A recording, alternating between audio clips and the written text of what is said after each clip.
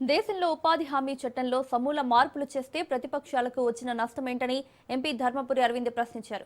చట్టంలో జీరాంజీ అని పేరు పెడితే కాంగ్రెస్ రాజకీయంగా వాడుకుంటుందని అన్నారు. కేంద్ర ప్రభుత్వం ఉపాధి హామీ చట్టంలో ఉన్న లోపాలను సరిదిద్దుతూ ఉపాధి కల్పనకు శ్రీకారం చుడుతుందని తెలిపారు. అలాంటి దానిని సీఎం రేవంత్ రెడ్డి స్వాగతించాల్సింది పోయి కేంద్రంతో యుద్ధం చేస్తారనడం హాస్యాస్పదంగా ఉందని ఎంపీ అరవింద్ అన్నారు. జీరాంజీ ద్వారా 120 రోజులు సాధారణ ప్రజలకు, 150 రోజులు ఆదివాసీలకు, గిరిజనులకు పని కల్పించబడుతుందని అన్నారు. గ్రామ పంచాయతీకి అవసరమైన అన్ని పనులను తీర్మానం ద్వారా చేసుకుని పని కల్పించడం ముఖ్య ఉద్దేశమని ఎంపీ ధర్మపురి అరవింద్ తెలిపారు.